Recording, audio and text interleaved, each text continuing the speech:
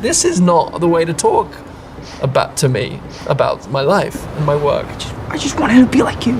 Thank you. I'm very, very moved and touched by that. Gosh.